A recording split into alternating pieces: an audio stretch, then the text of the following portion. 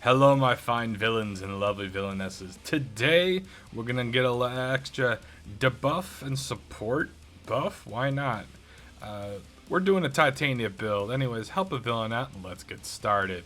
All right.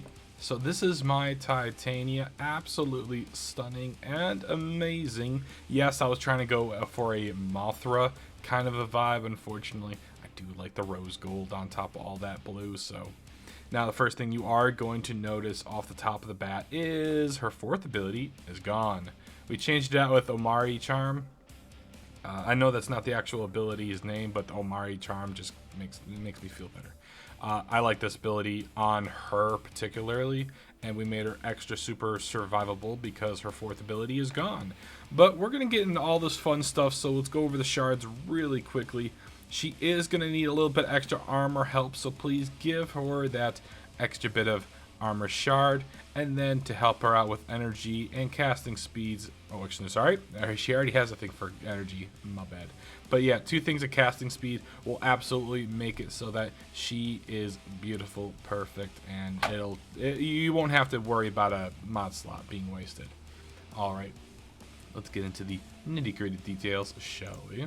So this is my particular build, and when it comes to any of the arcanes, you can replace only one of them.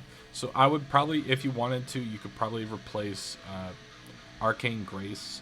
As much as I know, I would probably keep it on, but definitely Arcane Blessing is definitely one of the ones you want to keep.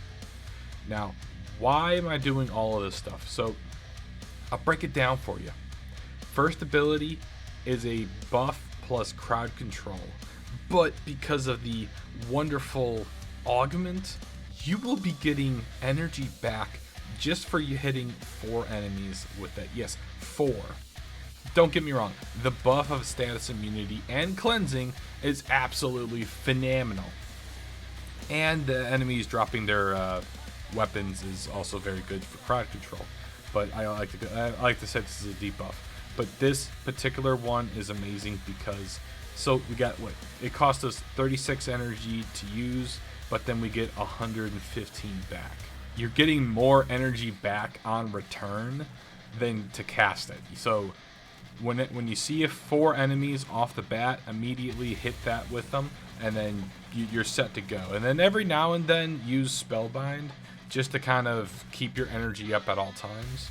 And then the next one you'll also see is we have the Lantern one. And the only reason why I put the Lantern one in is because I wanted to put Rhino Roar and then use the Piercing Roar since you can recast it. But she needed a lot more survivability, so that's why I kind of went with the Omari Charm. This just makes it so that you pop it down, and then within the area, they'll take more weapon damage. And you know what? That's actually pretty good. This is also very crowd controlling. Now, why am I saying this is a buff debuff support? Well, we got support, and then we got more support. Yes, your tributes are one of the things you're going to want to keep going at all times. It's a good nearly minute and a half, and this does not go off of any duration.